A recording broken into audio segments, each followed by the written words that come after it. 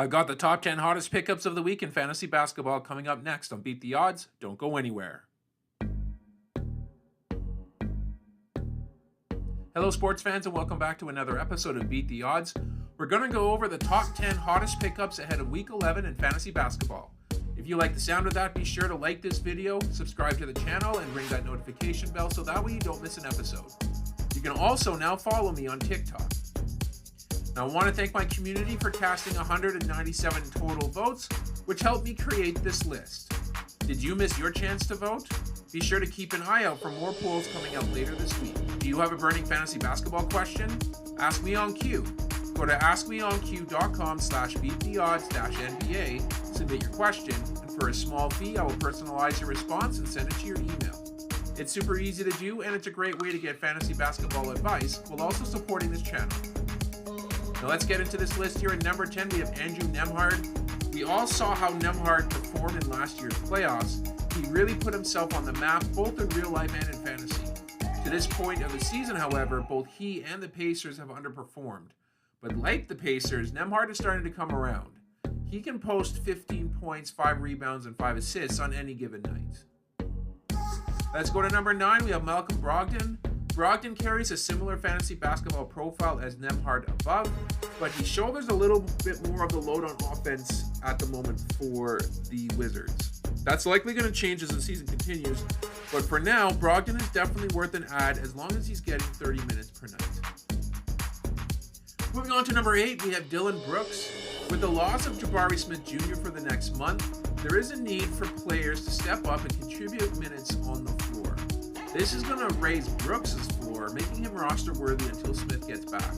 Now, I don't know if he's going to keep up the 20-point pace that he has right now, but the 1.3 steals are legit. Let's go to number 7. We have Keon Johnson. The shorter trade out and the Russell trade in should have been a net zero for playing time for Keon Johnson. It looks like that's not going to be the case, though. With Cam Thomas's hamstring acting up, the Nets are going to find room for him. His 8 assists in the game against Philadelphia is a great sign of things to come. Let's go to number 6. We have Yves Missi. Now, I've been hyping Missi all season long, but he hasn't yet fully delivered on the hype. The talent's for real. He is an all-hustle player, and he's capable of putting up some big defensive lines. The Pelicans, however, are starting to get healthy, but that hasn't really hurt Missi's playing time just yet. Let's go to number 5. We have Scoot Henderson. The case for Scoot is an interesting one. On one hand, there's no doubt that he's a talented young point guard. He had a string of 4 straight games logging 6 or more assists, broken up this Saturday. But in this lineup, it's really difficult to crack 30 minutes, which caps his value. But I'm still a buyer on him. Let's go to number 4. We have Bilal Coulibaly. Bilal struggled with an illness this past week that had kept him out of some games and made him inefficient in others. But that's actually a blessing in disguise for those managers who may have dropped him in leagues. Do not hesitate to pick him up. He is going to be a beast in the second half of this season. Let's go to number 3. We have Alex Sarr. Sarr, like Coulibaly, has been talked about ad nauseum on this channel this season. I will admit the ownership window has closed a lot slower than I thought it would, but that just tells me to take advantage of that opportunity and pick him up. You're not going to be sorry when he also posts monster numbers in the second half. Let's go to number 2. We have DeAndre Hunter. I'm having trouble categorizing the type of player Hunter falls into. I've always thought him as a 3-and-D wing, but he seems to be more of a bucket getter. I'm starting to view Hunter in the same lens as Norman Powell, an efficient scorer with modest impact in other counting categories.